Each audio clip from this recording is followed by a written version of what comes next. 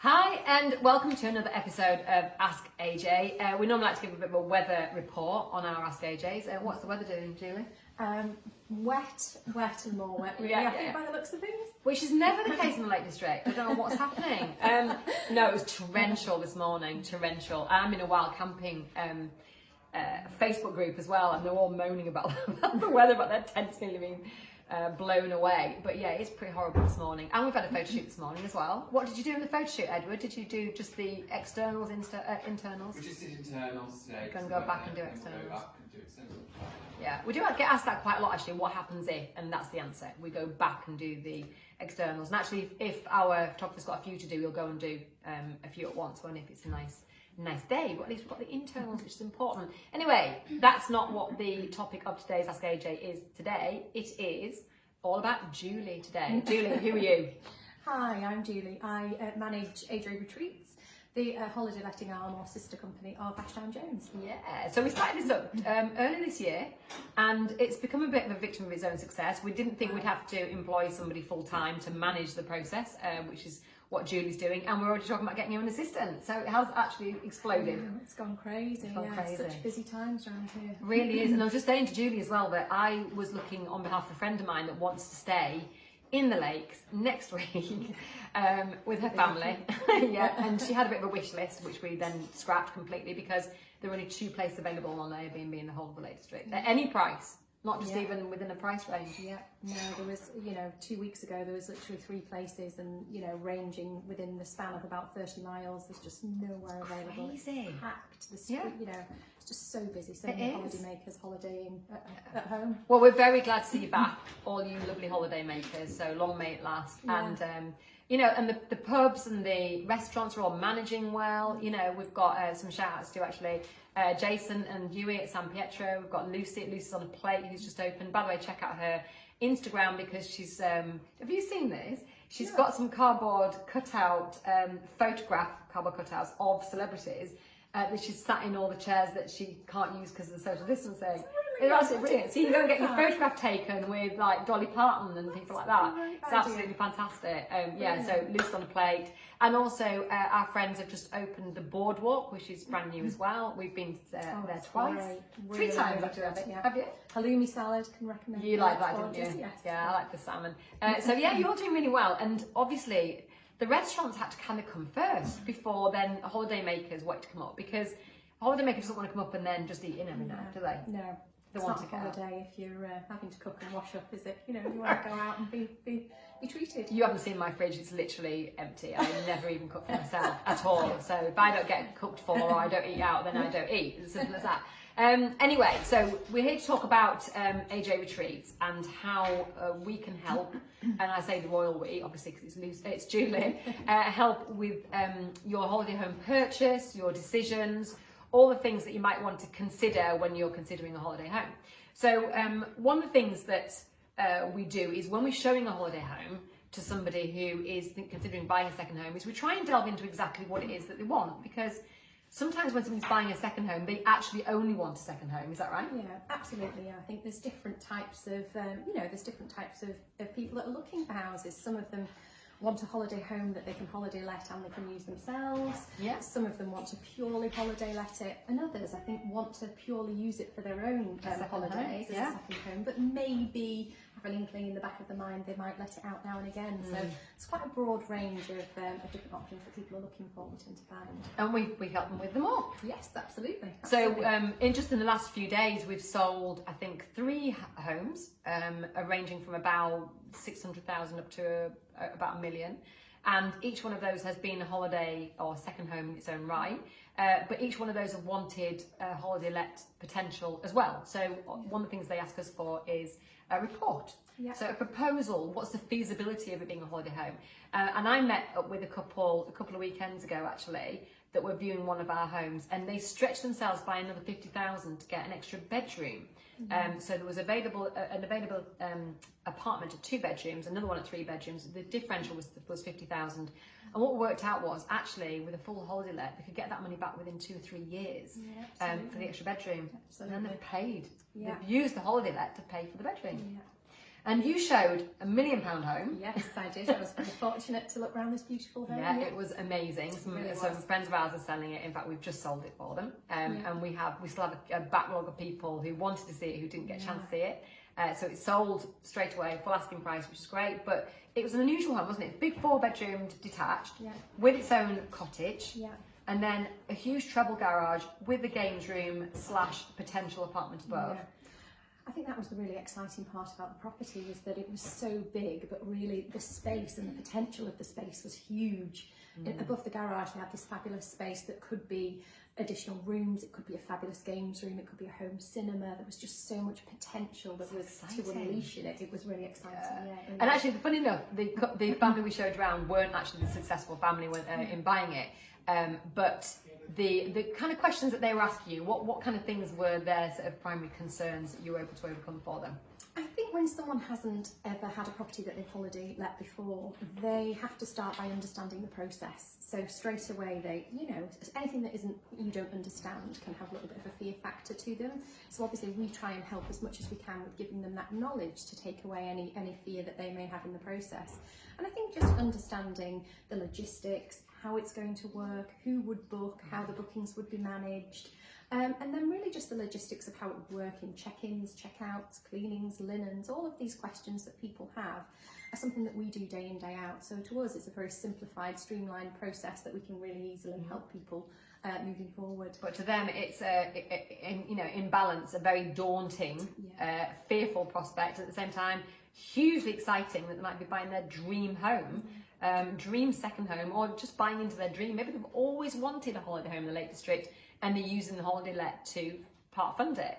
And we come across that a lot, don't we? A lot, yeah, absolutely. And I think sometimes it even pushes people to do something with a second home that they might not have done just for themselves. Yeah. If they're going to holiday let it, they might, make the outside area a little bit more exciting, or they may put in a games room, or they may do something which actually in turn makes it a much more enjoyable prospect for them when they go to that property. So, yeah, that's a good point actually. I was talking to a lovely lady the other day. Hello, if you're watching. You were talking to me about the prospect of buying a house in Kendal, which was a beautiful house on Highfell side in Kendal. I think it was about 275,000, and the alternative was Mountain View, which is a home that we have for sale at 290,000. And ours is let's say they're roughly the same, these two houses. Where should she buy? Now, she wanted to buy in the lakes, and I reminded her of that in the conversation, because I said, well, if Kendal would be a kind of compromise for you, then actually, go for what you really want, which is the lakes. Also, it's got a far better letting potential, hasn't it, in the lakes? Massively, yeah, it really does. We have all year round. Here in the summer, you obviously have, the families and the people that come to the lakes, but we have the walkers, we have the climbers, we do have a 365-day, kind of letting ability in the lakes for lots and lots of different groups of people. We've got the longest letting period in the whole of the country. Yes, and actually our average is about 42 weeks, but we could actually go to 52 weeks. Yeah. There are some holiday lets that are let out 52 weeks, which is a bit of an issue for things like maintenance. Yeah. And if you're the owner, you probably don't want it. This is the other thing, isn't it? That you can see it renting out at £2,000 a week, and you think, well, I'm not sure if I want to spend, if I want to lose £2,000 on me staying there. And so that is, that's a challenge for some owners as well. And obviously school holidays can be an issue. So if somebody's got school-aged children and they want to use during their school holidays, but that is the most profitable time, this is something we can help them manage, isn't it? Absolutely, yeah. And I think that depends on the needs of what they're looking for in the first place as well. I think if people are buying it primarily as a second home for themselves, we always recommend they put in their weeks first and foremost and really stick to them, because then they get That's hard, isn't it? Oh, it's really hard. When somebody's going, yep, I'll give you £2,500 for that week, and you go, oh, okay then. Yeah. I'll go and stay at the Lowood. Yes, exactly. Yeah. That's what I'd be saying. Yeah. I'll move in with my mother-in-law. Yeah. Maybe not. What's in somebody's kind of tick list as, what does a holiday maker want to see in a holiday home? I think it massively depends on the group of people that are looking to book the holiday, in terms of what they're looking for. So have you got a large group of people, or do you have a family, an extended family possibly, or do you have a couple? So again, I think what they're looking for really does vary dependent on the group of people. But the most common search things and things that people always find really desirable are always to have a hot tub, to have a games room, to have a nice outside area, Yeah. a wood burner. Wood burner. All of these things Yeah. are really desirable and are sometimes the deal breaker in in choosing between different properties. And actually maybe something like an eating kitchen, so you know, whoever the chef is in the family doesn't feel like they're on their own in a kitchen somewhere. They actually can be part of the household. And I suppose, you know, if you are trying to appeal to families, and let's face it, some of these larger homes, that's exactly who you're going to appeal to. Look at your competition, not in terms of the holiday homes, but actually things like centre parks.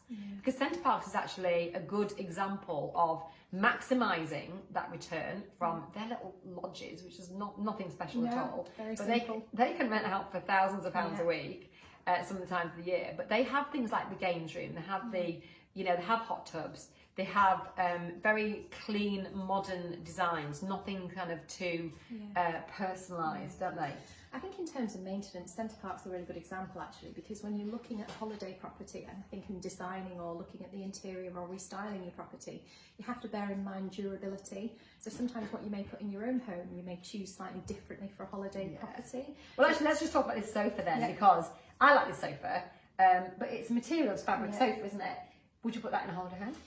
It's not ideal. I mean, you can now get some stain resistant white clean fabrics that are a little bit more kind of suitable for holiday letting, but ideally you're going to have something that's very easy to sterilise, very easy to clean. Leather's great because it's wipeable. I just don't like them. I know. So it's finding that balance, isn't it, between is, practicality and and having the style of the property that you want. That there's so many options now. There's so many things available to choose from. That I think it's just hitting that right, that you're not having to replace things, or making that choice or that decision right at the start. Make sure makes the most cost-effective move, really. So you've just helped us turn a home that wasn't a holiday home into a holiday home. It was actually a guest house, funny enough, which has been a bit of a baptism of fire for you, and you've done an amazing job with it. And things like cleaners and all the kind of things that you have to think about for a holiday home. And Julie's had to kind of dive in and get all that sorted.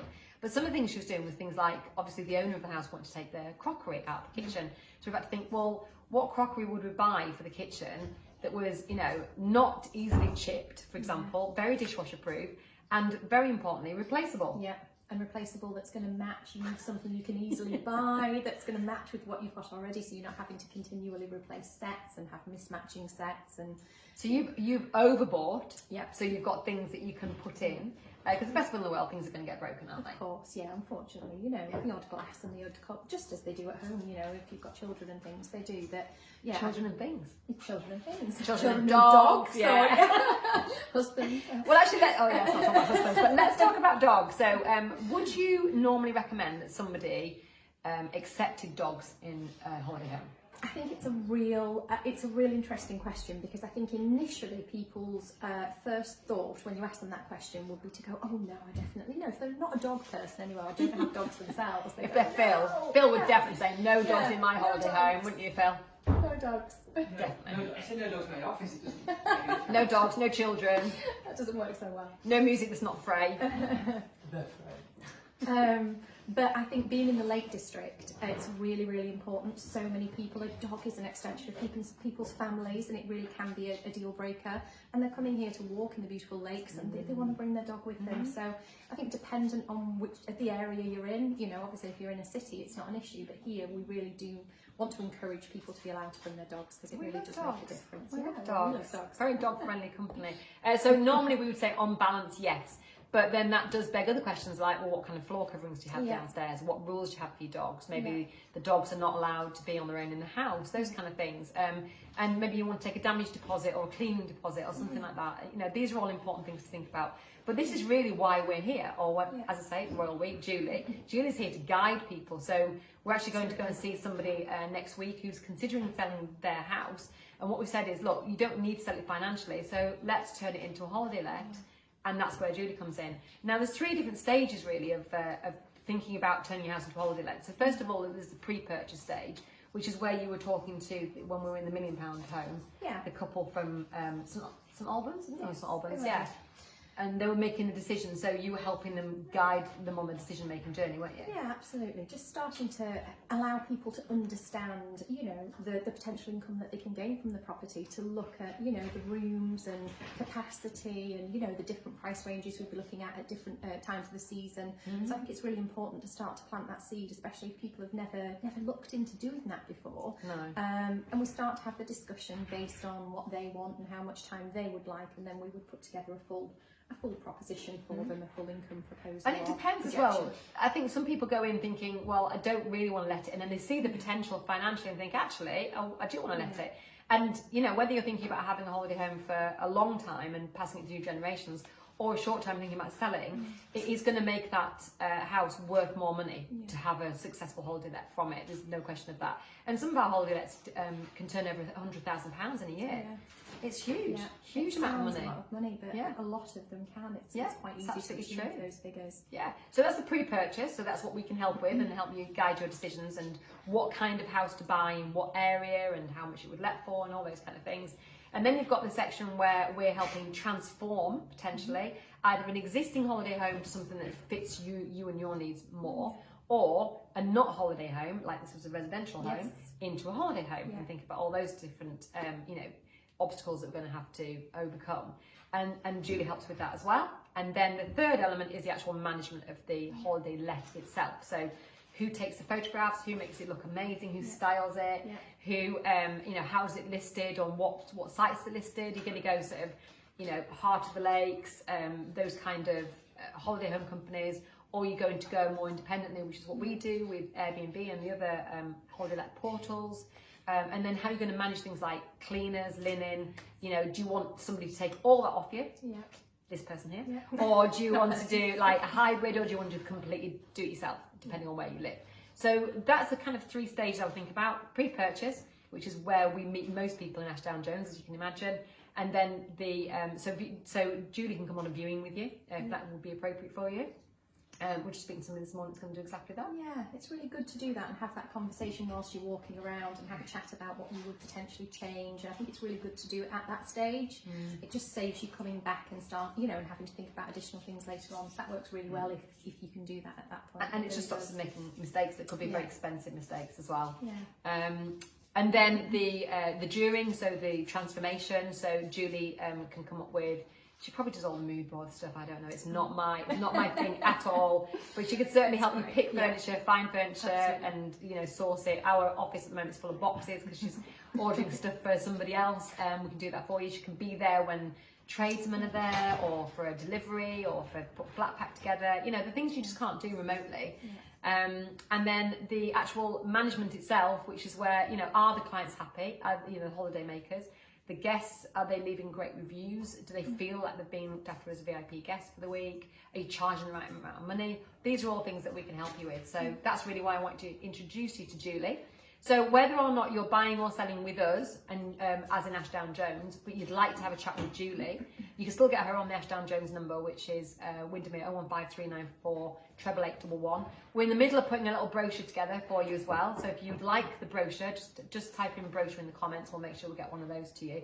But if you've got any more questions at all, don't ask me, ask Julie. She's the expert here, and she will be able to answer anything that any worries or any concerns that you might have. She'll be able to help you with.